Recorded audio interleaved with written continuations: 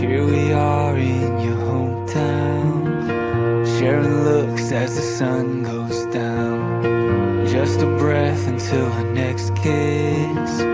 Never knew of a love like this.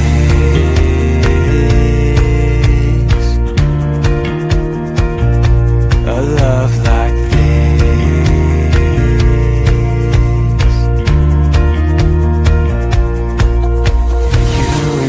baby, still loving like crazy, praying that it never ends. Yeah, you and me, darling, we've really got something the world just can't understand. Yeah, it's you and me, falling in love every day till we're both owning gray. Yeah, it's you and me, as long as we live, I'll never know a love like this.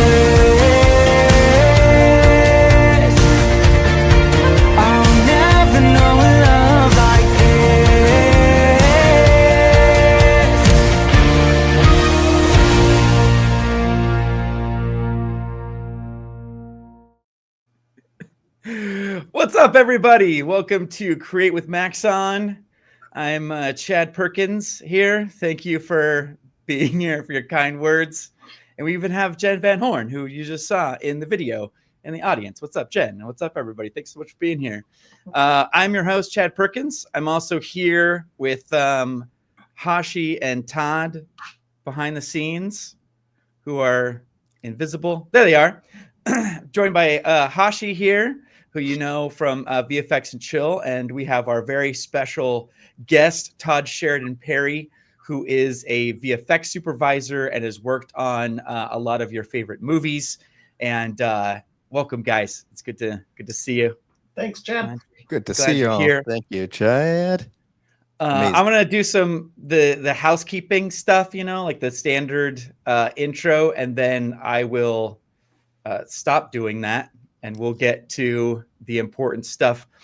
We have a link here. Hashi, would you mind sharing this link with the people for this this page here? This is kind of like, you know, the housekeeping we do at the beginning of every episode. To answer your question, yes, this episode will be recorded and it will be live on the Trading Team YouTube. Also, you can go to maxon.net/events to see events like these that are happening all the time. They're free. And also you can see the events that we're going to be attending live if you want to meet us in person.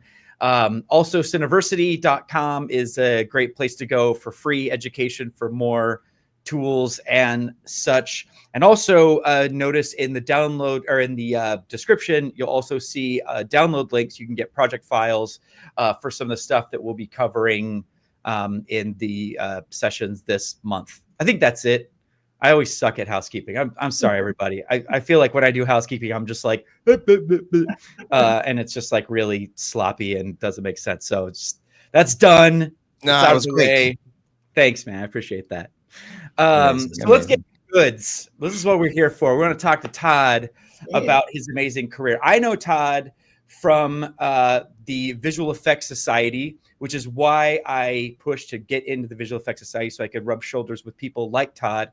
And then since then, I've been able to like chat with him and go out to dinner and hang out. And I've learned so much from him and his workflow and just the way he approaches things. It's just like such an inspiring thing. So thank you so much for taking time out of your schedule, Todd. I know you're doing some insane things. Tell us a little bit about like yourself and about like your like the stuff that you do, the projects you've been involved in. Give us like a little like nutshell of a your nutshell of the 30-year nutshell. Right now, we're on the 5th season of For All Mankind, and we just wrapped shooting that in December. And at the same time, we're developing the spin-off of For All Mankind, which, if you don't know, For All Mankind, the premise is what would have happened to the space race and culture and society and technology if the Soviet Union had landed on the moon first and the space race just never ended. And so Star City, which is the spinoff, will be taking us back to season 1 of For All Mankind, but we'll be telling the story from the Soviet Union's point of view. And that is shooting in Lithuania. That just started shooting this week. And so myself and then Jay Red, who's the senior supervisor on the show, we are working with another supervisor in Lithuania. So we're checking in with Lithuania at night and in the early morning, and then we're supervising on For All Mankind during the day, and just juggling all of that stuff. That's what I'm on currently. And then last year, I worked on a show for Amazon called I'm a Virgo, which is directed by Boots Riley, and Boots really, really digs the visual effects that we were doing before we had computers and so forth. So we had a 12-foot character, and there were no digi-doubles, there were no CG versions of him. It was all either forced perspective gags or miniatures or swapping out puppets or occasionally compositing. And I think we had a dab of CG in there to help things, but mostly it was effects work that we had been doing for the past 100 years. Just wow. Redoing that. Well, I'm a Virgo specifically because I follow your like Facebook page where you talk about movies, and you always have like these really cool insights. Mildly stalking. I mean, nothing that we want to call the police over or anything, but you know, I'm a fan. And you know, you mentioned I'm a Virgo. I watched it. I fell in love with that show. I can't recommend it enough for those of you out there in the audience. If you've never seen I'm a Virgo on Prime, it's so good. It's not just the cool effects. It's also a great show.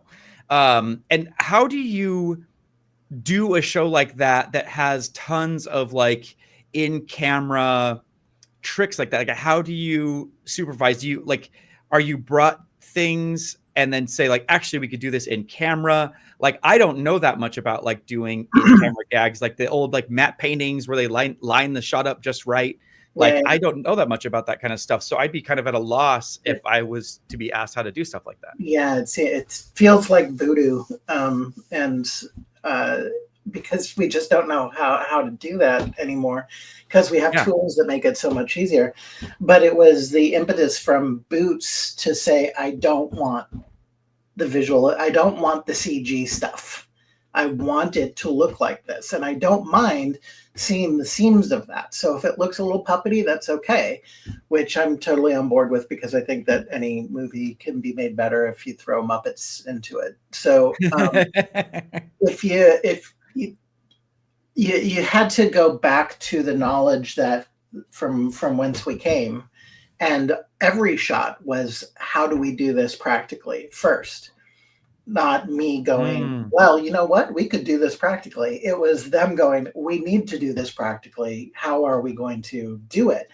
And part of it was the math of it all. And my associate supervisor was Scott Curvin, and he came from Blur and developed the Brazil renderer, and then became a supervisor unto himself. And in the meantime, he started a brewery in Washington as well. But I knew he knew the math. I knew he knew that side of it. So he was my math guy, and doing the force perspective, like, this is the scale that he needs to be in, and this is where his eye lines are going to be. But a lot of the times when we were cramped into spaces, because we were shooting on location, we didn't have wild walls or anything like that. We couldn't modify the location. So we did a rudimentary scan of the location, and then we started prevising in the computer in either Unreal or any other 3D tools. I think some of us were using Maya, some of us were using Max. But it was basically, can we do this shot in forced perspective with the space limitations that we have? So we prevised the forced perspective shot to ensure that we could actually accomplish the shot. And wow. And so we were still using our technology. We were still using the tools that we have. We were just kind of using it inversely. And then our puppet guys, Alec Gillis and his team were also using new technologies to do the old school stuff. So they sculpt in ZBrush and do concepts in ZBrush, and then they use that to 3D print the models, and then they use the 3D print of it to make the molds, and then they make the puppet out of that. So it's kind of and putting it out to the front of it. That is the coolest workflow I've ever heard. That's amazing. They would make the puppets in ZBrush and print them out for models to help with the perspective. That is so cool. It's a wild. It's wonderful to see people embrace, a wide range of VFX techniques, because they're always it's such a cool world of ways to create things that it was a great collaboration that I don't think is emphasized enough in movies and visual effects. In the Academy, visual effects is all of the visual effects. It's the special effects, it's the animatronics, it's the CG effects, it's the stunt work, gag stuff that the Corbo brothers do. All of that is visual effects, and in I'm a Virgo, we were all working together for the same end. So we had Alec Gillis's team, and then we had 3210 making the miniatures of things, and then we had us on the digital side, kind of helping seam those things together. But if we didn't work together, we wouldn't have been able to accomplish what we did. But that happens always on the sets, and there seems to be this fight between that's a false fight. That people say, well, no, the practical stuff is better and the CG stuff is better, and it's like, no, we all of us working together make it the best that it is. It's not a this one or this one. It's a this one and this one come together. It seems like if there's like a fight between like writing and acting, like, no, the writing is what matters. No, acting is what matters. It's it's everyone. No, like they work together and they, Right. That arm is just like, look at that. What the heck? Good gravy. Goodness sake. Movie magic. That's the whole idea. You get to go into this magical theater box and step into so he's a puppet in the foreground on that shot, and then we're shooting up, but in the back is a digital map painting to put him into the scene, and that was a logistical thing. We had to do that as a pickup, and so if you could scroll forward just a little or backwards, just to play that, and then just stop when we're looking up at him. Nope, we missed it. Anyway. So we're still blending stuff together. So we did a scan of that building right there. Stop. So we did a scan of the building, and then we put the camera in place where we would actually be shooting him to see what part of the building and what part of the poles and everything we would be seeing. And then he was shot later on the location. And then, so the background is just really a matte painting using some 3D stuff as the foundation to get the perspective right. And then we did some photography as well. And then we put that all together to make sure that and then our character in the front is a half-scale puppet of the actor that he's switching it up. Yeah, keeps people on their toes, suspends the disbelief. Yeah, that is amazing. And I could talk about this all day, but we want to talk about Red Giant, right? Yeah. I was just about to say, sorry for the distraction, but thank you so much. And thanks, Hashi, for finding that stuff in the background. It's a crazy amount of work. Yeah. Yeah, that show, I can't recommend it enough. It's not just the effects, though. Like, the show itself is a great show. It has great heart, and it's really cool. But anyways, I could get off the I'm a Virgo kick. I just thank you so much for sharing with us about that show. That's awesome. Totally. And then the thing that I want to talk about now is Tim Travers, which I worked with you on. You had some shots on there as well. And we did that last Christmas. Mm-hmm. Yep. Because what a thing to do at Christmas time, working on shots. And it premiered at SIFF last spring, and now it's going to be on streaming platforms coming this April. And we'll play the trailer for you. But to preface it, Tim Travers is a really low budget movie that was shot over in Spokane by the guys who kind of led up Z Nation, if anybody else saw that. And they just had hundreds of shots in this movie, and you'll see why. And they just had such a minimal budget, but I love these scrappy little productions that are trying to do big things with the resources they have. And the reason why I like working with them, I mean, I love working on the big shows that have budgets and resources. So like for All Mankind or on Marvel stuff, you just have these vast resources and you can just kind of do things over and over and over again. When you have such limited resources, but you have good ideas, it's a matter of being smart about how you plan the visual effects. Because in my theory, I don't think it's my theory alone, but if it's already out there, I agree with it. And that is the most amount of money that is wasted in production as well as in visual effects is indecision. And so when you have a lot of money, you can go, well, I don't like this, or I don't like this, or we're going to kick this down. I'm not going to answer this now. Well, can you give me 5 versions of this and I'll choose one? Those types of things make things very, very expensive.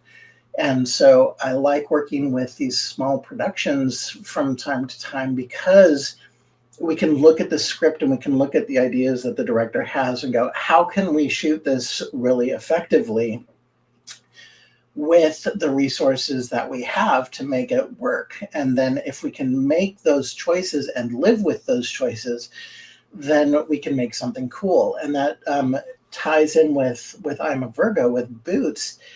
He is willing to make creative choices and then live with those choices that end up on camera, and with very, very little noodling to what we had. So if things look puppety, it was fine. It was like, I want to feel that this thing is real. I don't need it to be perfect. And so with this Tim Travers thing, we did have J.D. McHugh was the visual effects supervisor, and he had enough insight from working on Z Nation and commercials and so forth to shoot these things properly. So, or relatively properly anyway. So we had the foundation of things that we could work with, but we had to work fast and we had to work smart because there were just so many shots to do, and a lot of them were really, really ambitious. And so working with these guys at these lower budgets is great because you have a little bit more creative input into the process. And these filmmakers these small filmmakers grow up to be big filmmakers. And if you help them with their vision, if you help them be the artist that they want to be, then it kind of helps everyone. And so I do like taking on these smaller shows because I like to see people realize their visions. I want to see people realize their dreams of being an artist because it's hard. And so they need just as much help as anybody else. So we take the lessons we learn from the big shows when we have the latitude to make mistakes, and then we can take that and we can go to the small shows and we can say, you know what, if we did this would make this a lot easier to accomplish these shots. So should I just play this trailer and then we can get into the shot? Sure. Go ahead and reshare, and I'll make sure to put you up here. All right. So and share sound if you would like it. Yes, I would like it. Excellent. And in the meantime, a lot of wonderful people in the chat here. Thank you all so much. Feel free to give us your questions for Todd or about productions and just in general. And Chad, if you guys could watch those comments, I am not, or else I would just simply be distracted and not be talking. Oh yeah, we got you. We got you. We'll take care of that. Okay, so I'm gonna go over. Is that sharing now? There we go. Let's get right into it. Dr. Tim Travers, tell us exactly what the time traveler's paradox is. First, a scientist makes a time machine. Moves back exactly 1 minute into the past. Then the scientist kills his younger self. Now you have a man who should not, cannot exist, yet somehow does. With full love and respect, I hope you die a very painful death. How weird was your day? Today, I activated a time machine that is powered by nuclear materials that were stolen from the terrorist organization. Is this all about the stolen plutonium? Yeah, it's about the plutonium. This whole mad scientist shtick, it's like performance art. I'm just waiting for the cameras to pop out. I mean, maybe that was just some other woman that looked a lot like her. Just a little weird that murder was her go-to response. But there's more than one of him. He might be immortal. He might be a god, man. How the hell do you forget about plutonium? Oh, ice cream. Right. It's been a weird day. Weird, confusing, really, really stupid. I entangled and stored particles maxed into the physical space of a door, invented time travel, and we've just found a new way to create black holes. So cut me some slack. You'd have to be insane to observe this and think that you somehow had relevance. Earlier tonight, I met a guy who looked exactly like you. Power core stable. No, we're gonna die.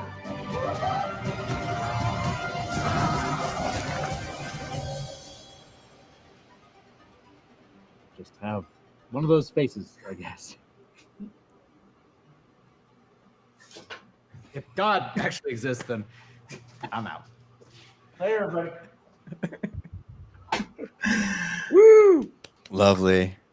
All right, so I'm going to just get into this and talk about one of the shots that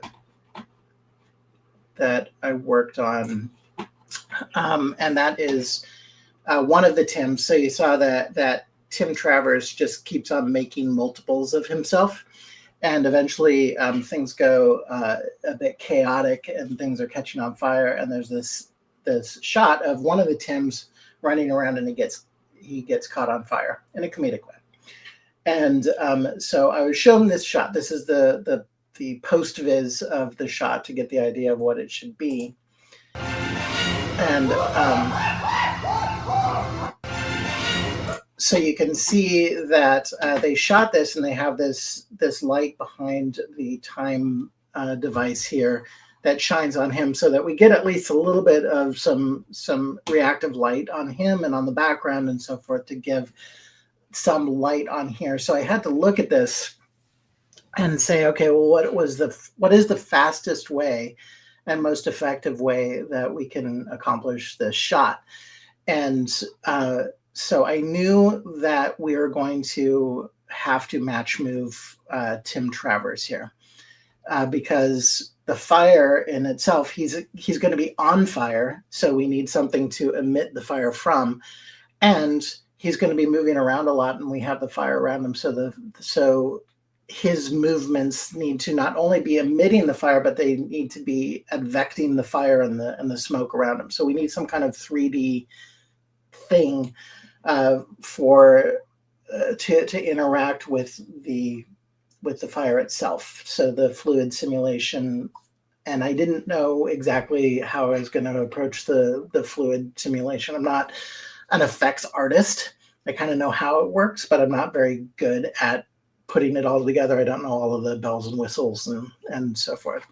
Now, just a quick question from our chat. For this one, were you on set for filming? I was not on set. This was JD McKee supervising all of this stuff. So for all of the artists that were working with it, it was kind of like, here's what we shot, and we did this, and we shot a ball pass, and we did this to try and do the light, but here's what we have. And at least they also gathered the camera data and so forth that is essential for doing this 3D stuff. So I was not on set, but we did have a capable visual effects supervisor who was guiding that. That makes sense? All right, so first thing to do is I got a model from production. They made a rigged model of Tim Travers, and but I don't know Blender very well, but I do know 3D Studio Max. So I jumped into that. I took the model from Blender, extracted it out, and then I re-rigged it for 3D Studio Max using Biped. And this is, and then I went through and I match moved let's see if I can maximize this here. So I have the plate in the back, and I just roughly match moved what he's doing. Wow, and full rotomation. And it's not super accurate, but I don't need it to be super accurate because the fire is going to be all around him. So I don't need it to be pixel perfect. I just need the motion to be roughly the same. And I completely ignored his coat because I was not going to be doing cloth simulations on this particular shot, again, because the fire is going to be hiding most of it. So we can get away with doing some loose rotomation here. And then I had to go back through and look at it from different vantage points to make sure that the animation felt correct. Because if any of you have done kind of rotomation, if you just do it from the camera, things can get really wonky really fast because it looks good in the camera and then it doesn't look good in physical space. And because we are working with a fluid simulation, his whole body needed to be at least relatively believable as far as how he's moving in space and where he's moving in space. Once I had that done, that took about a day, maybe a little less than a day to rig it up and then match move it. And then I took his rigged skin here and I exported it out as an Alembic file. And I took that Alembic file. I decided to go and try EmberGen, which was not quite in release state yet. It was in its late beta state. And EmberGen, if you haven't heard of it, is a near real-time fluid dynamics solver.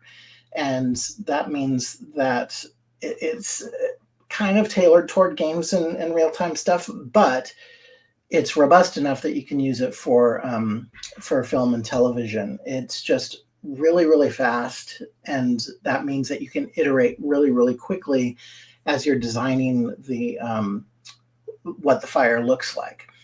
And so I brought, you're able to bring in FBX files or ABC files, the Alembic files, and you can bring it in, and then you assign the mesh as an emitter and as a collider to the simulation.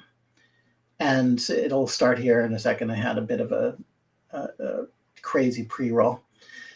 A quick question about EmberGen. Is it so is this like a standalone, or because it's a solver, can it like plug into like other host apps like Houdini or whatever? Could you use it as like a It's a standalone simulator, but you can export out to VDB files. So you can take the result and bring it into Houdini or any other products that support VDB volumes.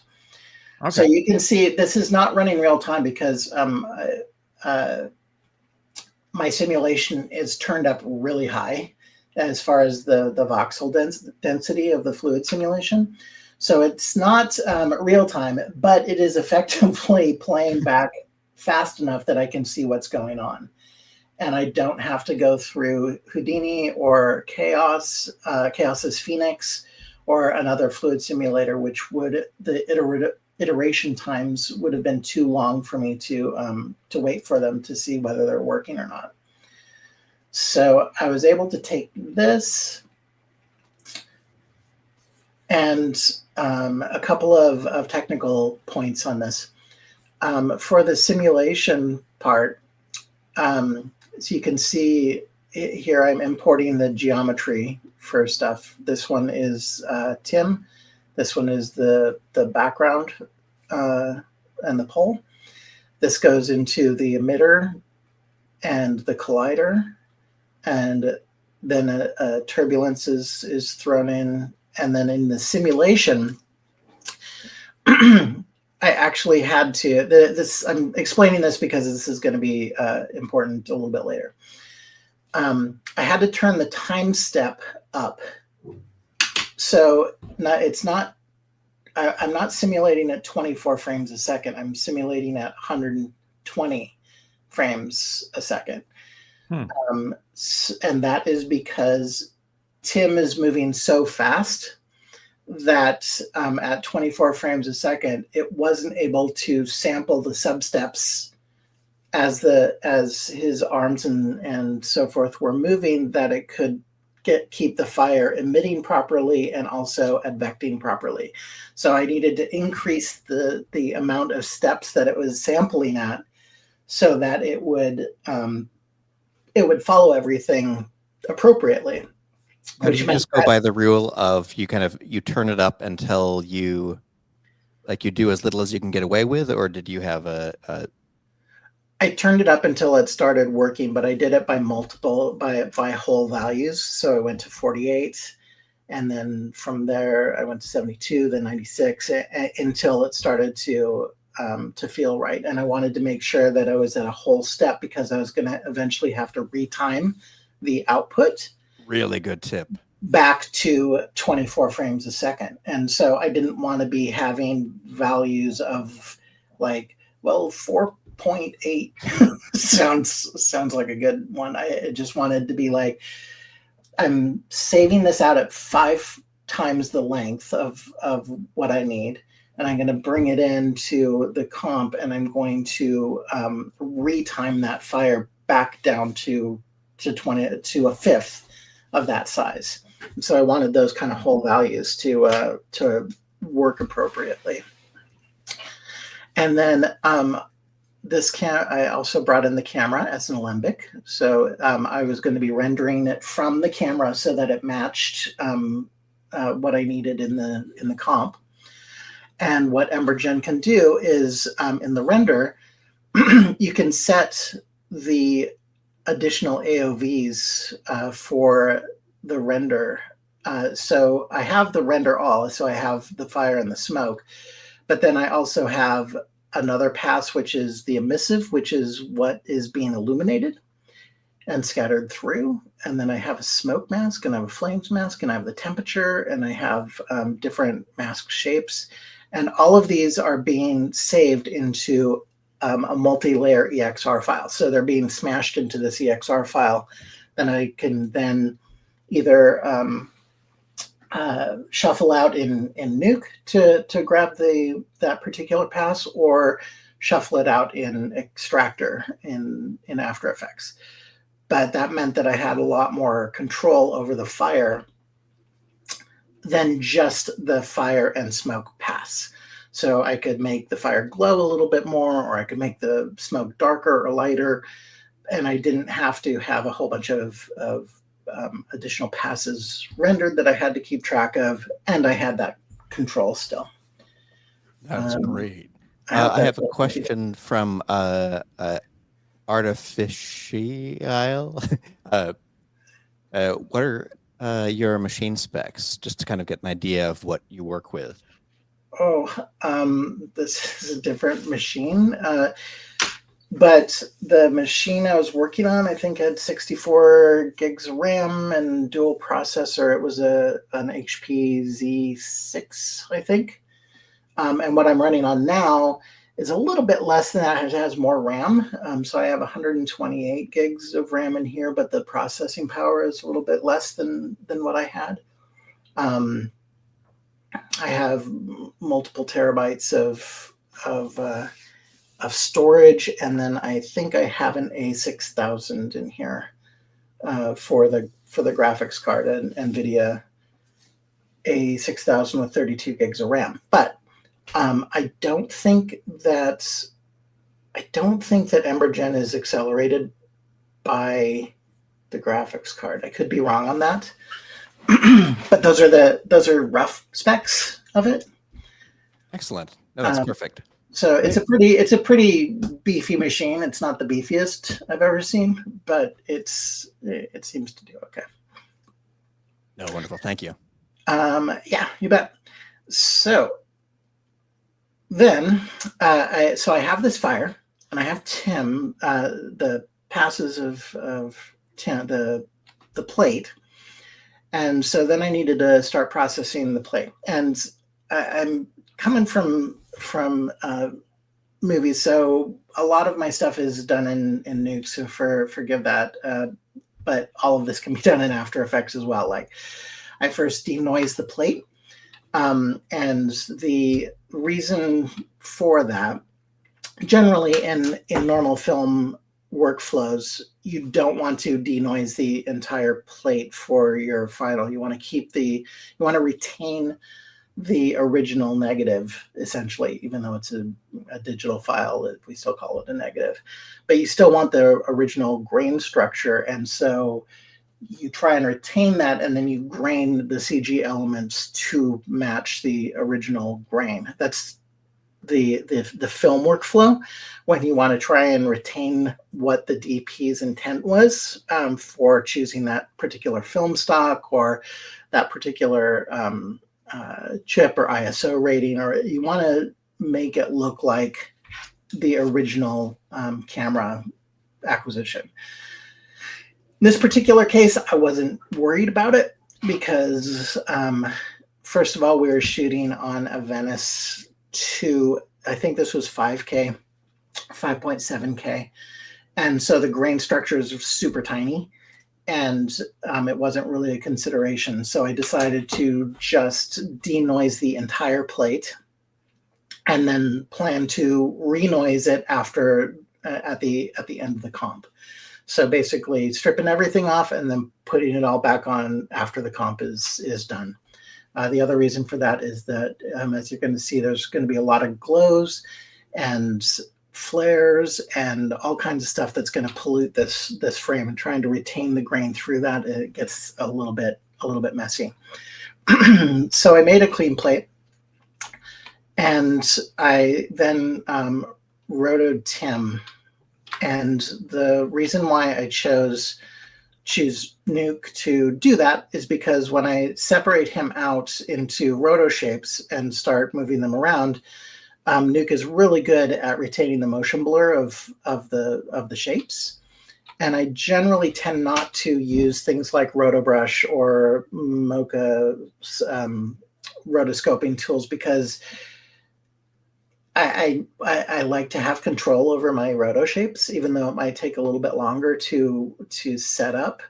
I like the fact that I don't have a gazillion points in my roto shapes, and or no points in the case of some roto tools. It's just like, especially the newer AI ones, where it's just like, yeah, just roto this, and then it comes out like crap, and then I can't adjust it, and then I'm like, oh, what do I just run it again and see if it works? I would much rather just spend a little bit of time making this a little bit cleaner so that I have fewer shapes to manipulate, and I can control where those shapes are going so that the motion blur happens. I'm going to use this roto in After Effects later. But the reason is that I wanted to be able to grade Tim so that it looked like the fire was illuminating them. And so that was something that came on later after I slapped the fire on him. There was too much contrast in it. So I decided, okay, well, we need to grade him so it looked like he was illuminated. I also did the fire retime in Nuke because I like the O-Flow and Chronos tools more in there. I just know how they work. But you can see here, this is the fire setup, which you can't see anything. But if you shuffle through these, I'm actually shuffling the different passes out of this. So there's nothing here. But if you look at the different passes in it, you have the emissive pass. Let's see.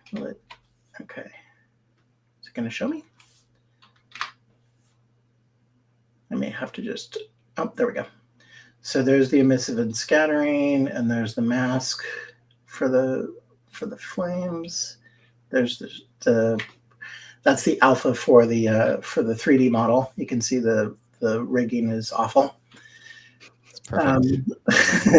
But you also have a temperature pass, which so you have all of these kind of mashed into the EXRs, and I can shuffle those out. Let's go back to here, and I could grade these, and then I retime it here, and I had to do a little bit of manipulation of the timing to match up to where Tim was on the background plate, but it gave me I rendered out individual passes of the retimed smoke and the retimed fire, which I would then bring into After Effects. So let's go into, did I skip a step here? No, I don't think so. All right.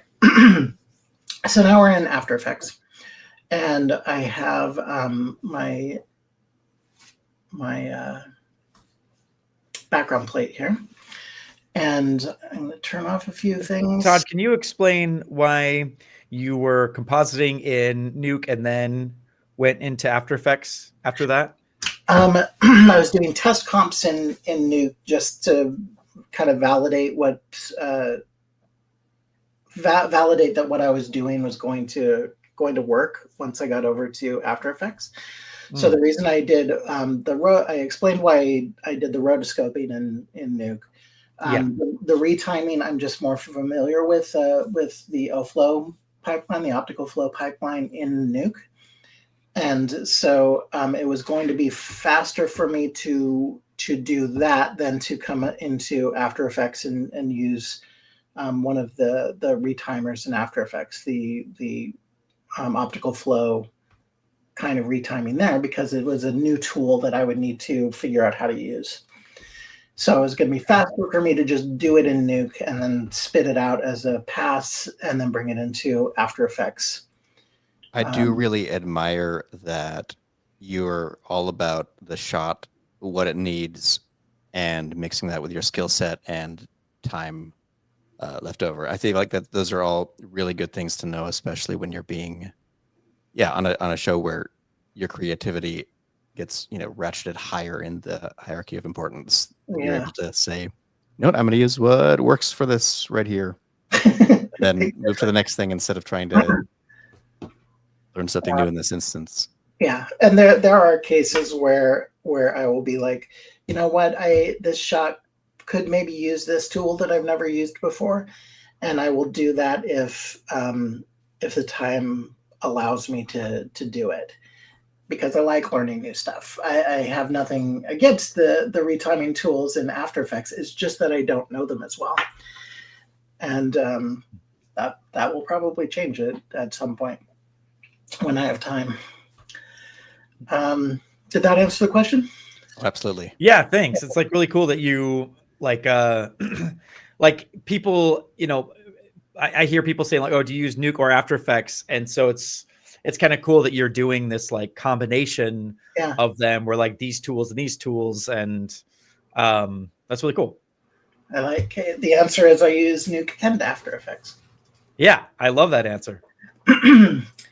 All right, so we're back to the comp. Now this is just a pre-comp. Eventually I'm going to use Red Giant's Supercomp for this, and I'll dive into that as quickly as I can.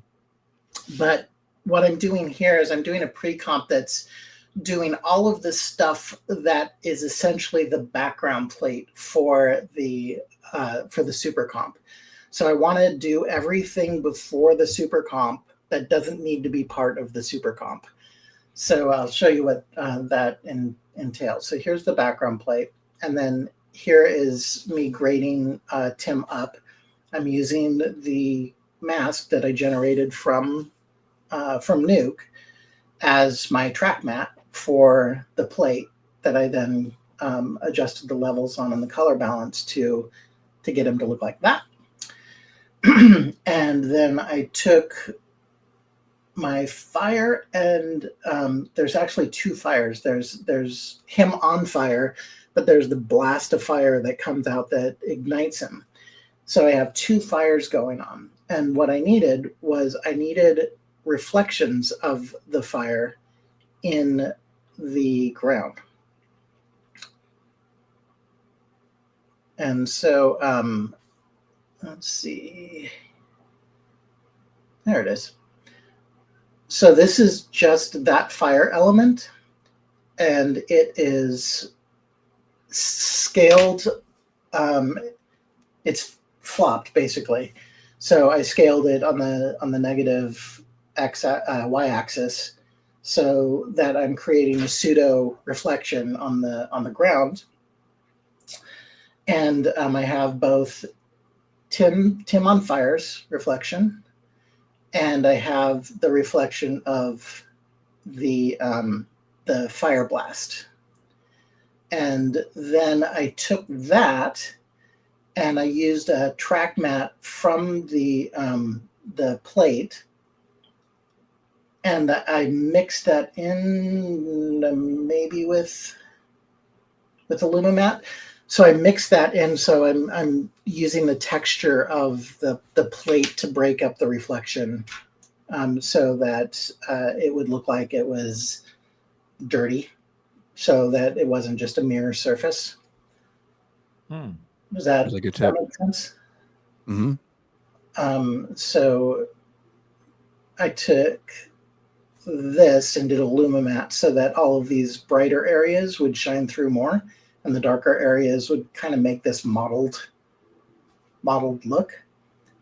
And so if I turn the track mat off, then that's what it would look like. Track mat has a rotor shape in it for the rest of it. But you can see that using that track mat subsides all of, or subdues all of that, and kind of pushes it into the surface of the floor. Now, you were talking about the reflection earlier. I'm excited for you to become familiar with the VFX suite, reflection and shadow.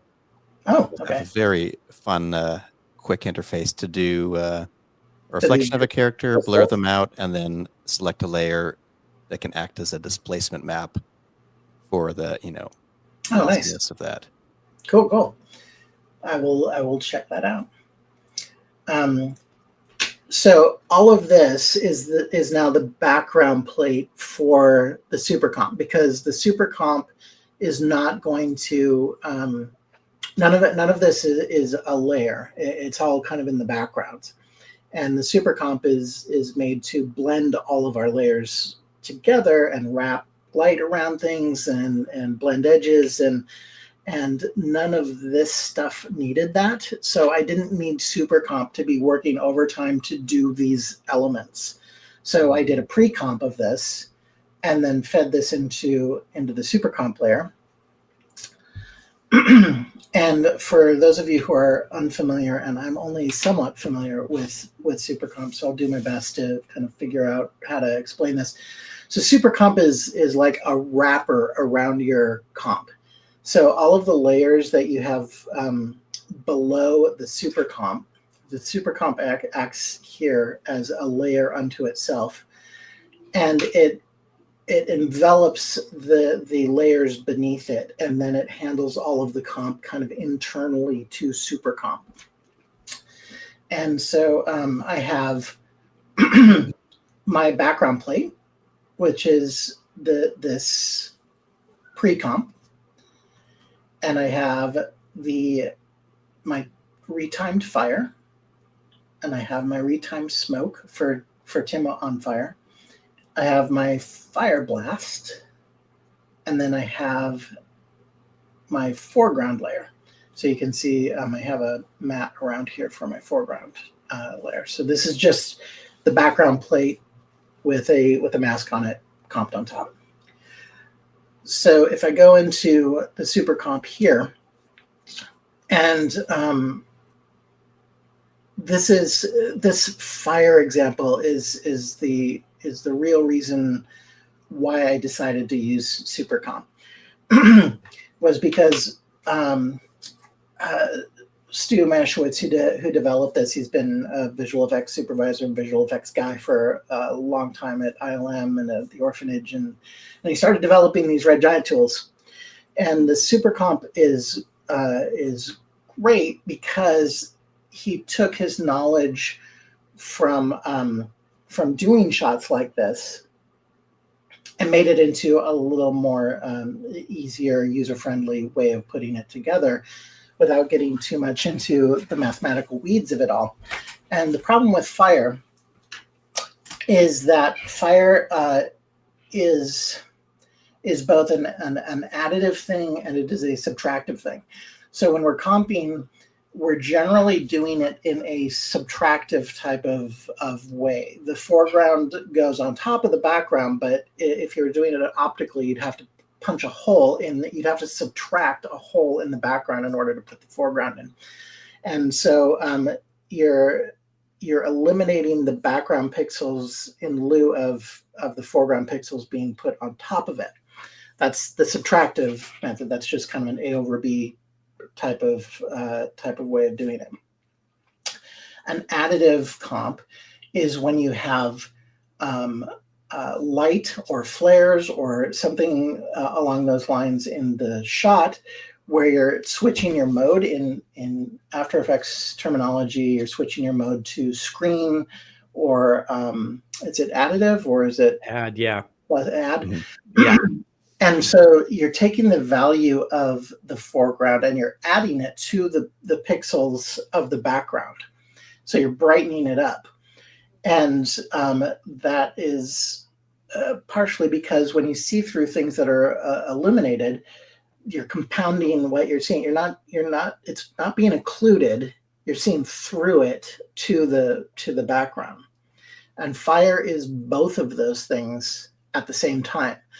The core of the fire gets thick enough that it becomes subtractive, but the kind of fiery bits on the outside is translucent enough that when it gets thin, you can see what's in back of it. And so you can't take a bit of fire. This is a common thing. If you take a fire element, for example, like I want to put a campfire in here, and you take a fire element and you put it into your shot as an additive element, then it doesn't look right because you can see through the entire thing. You actually have to take the fire and then contract the matte and then duplicate the comp so that the core is subtractive and you don't see through it, but then you add the fire on top of itself as an additive to make it so that you're combining the two. It gets really, really complicated and really finicky to finesse. And so in this particular case, in Supercomp, Stu has already set up presets for different kinds of things like this. So you have, let's see, I made my particular recipes for these things. Look at it's even like switching between these. But you have these different presets that he has already set up. So hazy, mist, and rays, and you can actually see it's kind of auditioning these things for you. And it basically love this about being in Supercomp. It's so fun.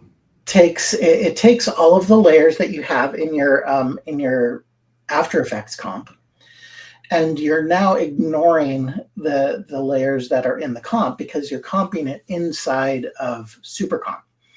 So we have the background layer here, and then the fire retimed had these. Let's see if I can.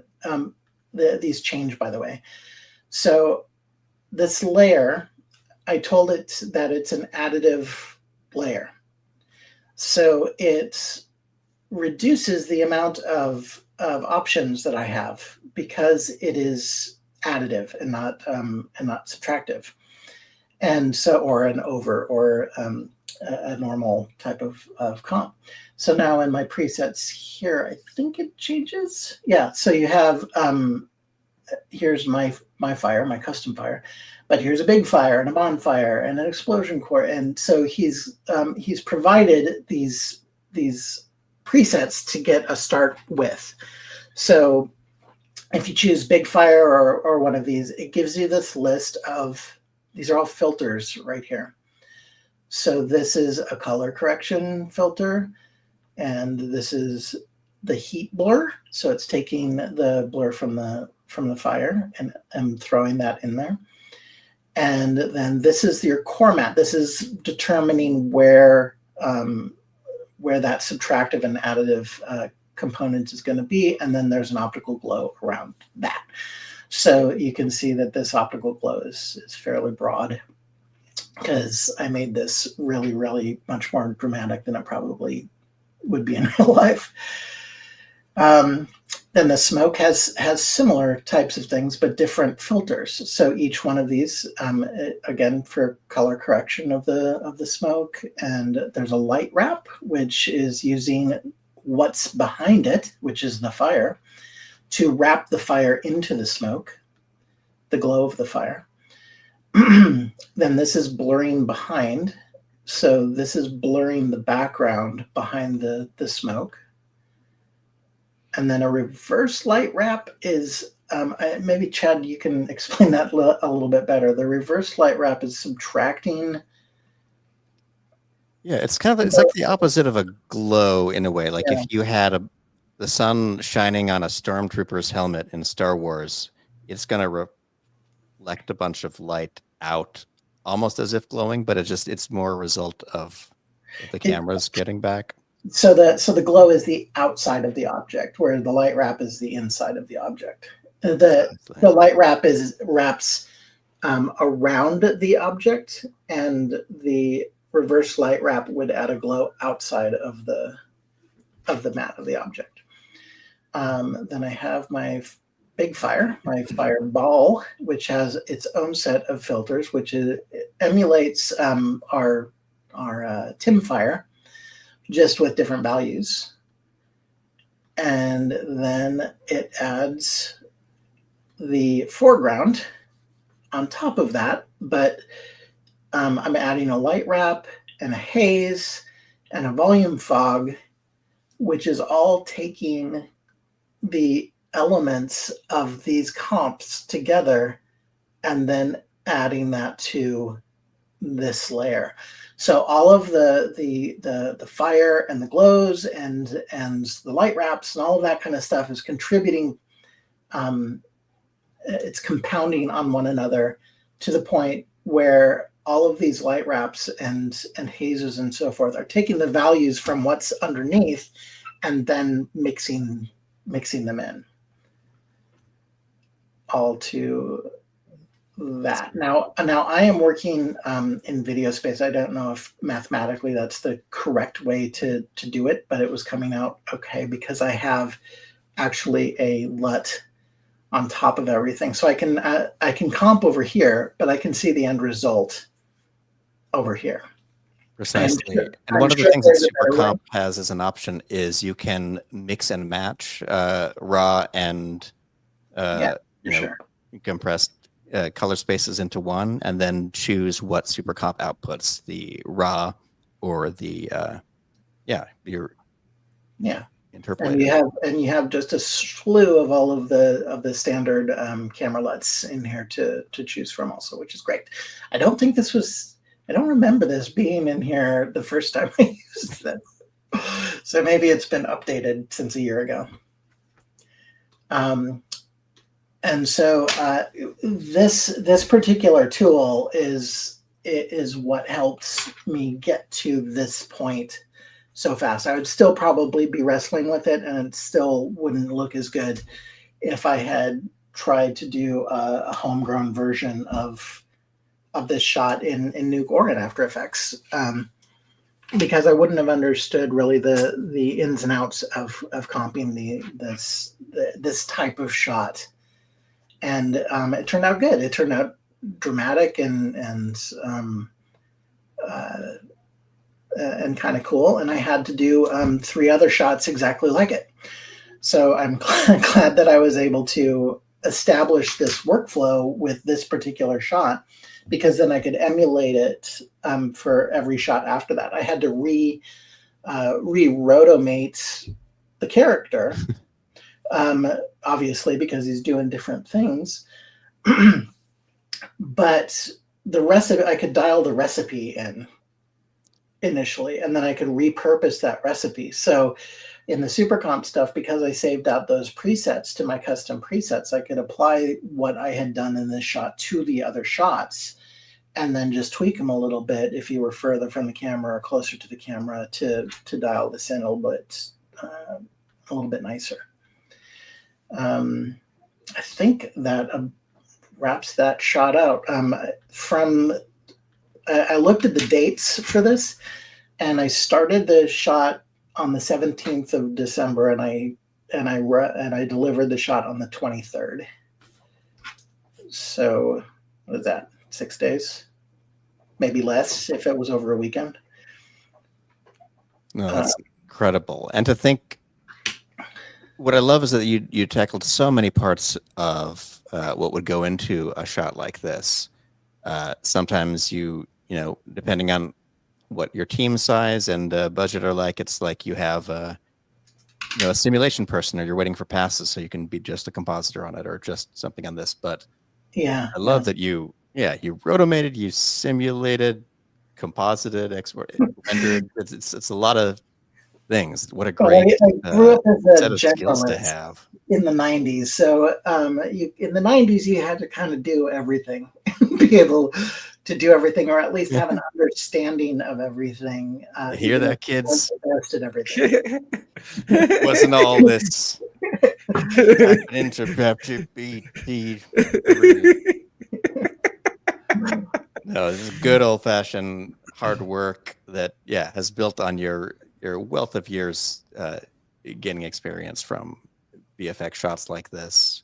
Yeah, big and and small. just trying to troubleshoot it. You just had to you didn't have somebody to turn to, and you didn't have the time to go down to the effects department and talk to the effects artist and say, hey, I need a new simulation.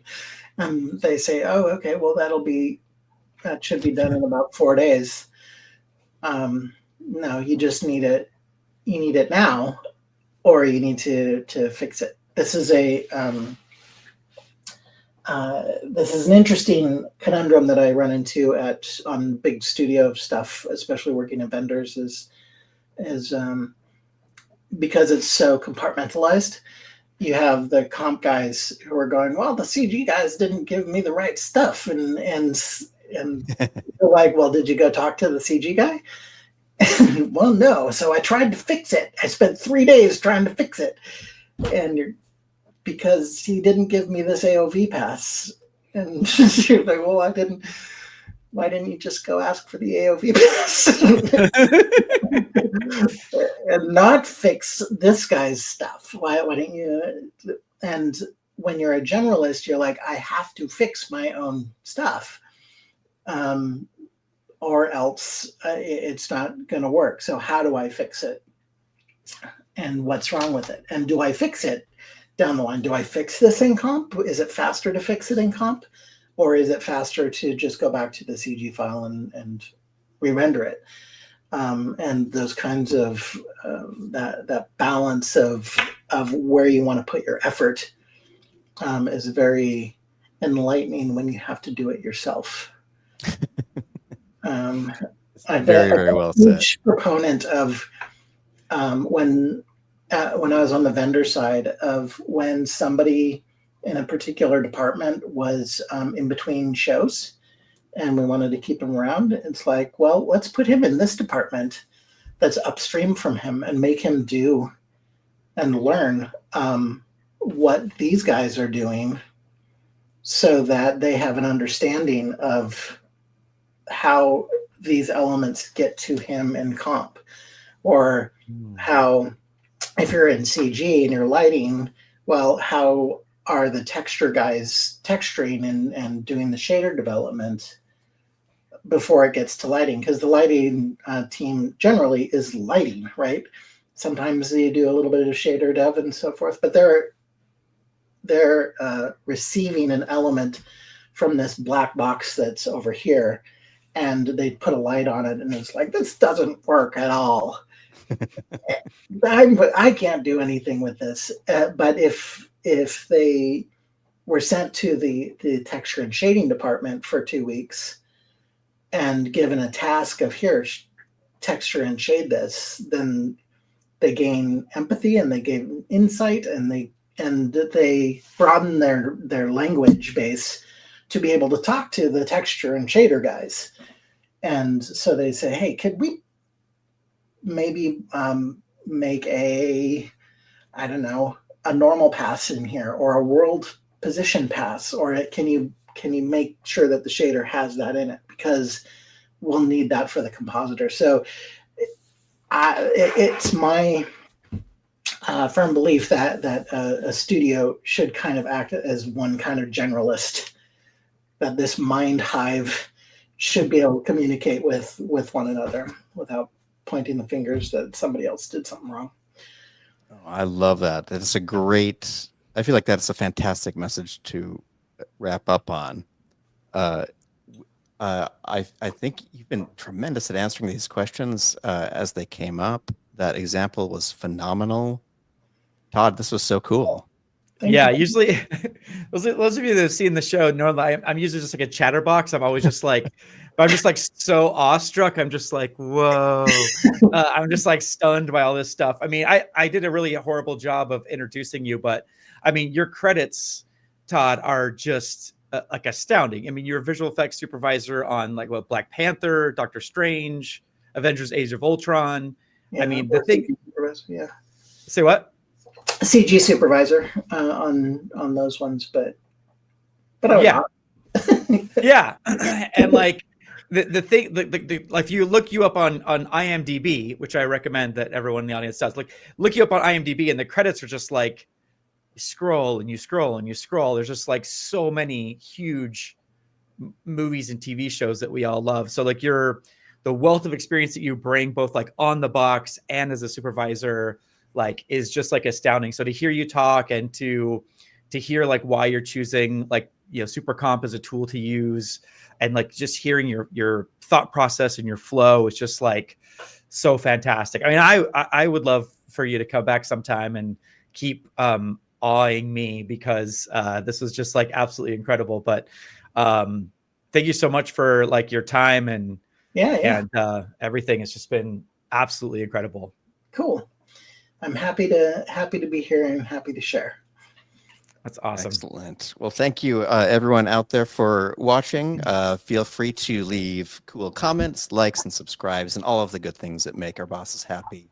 And next week we'll have Blake Rizzo, who's been in the comments. Hi, Blake. Blake Rizzo. Nice. He'll be here talking about form in particular, and that'll be a great time as well. So keep the fun going. Cool. Amazing. I'm gonna look through these comments now and see if anyone's harassing me. It's all praise. You're all doing good. that wrong. Oh, good. Oh, good. It's been a pleasure. We love you, everybody. Have a Thanks, wonderful everybody. week. Bye. Take care.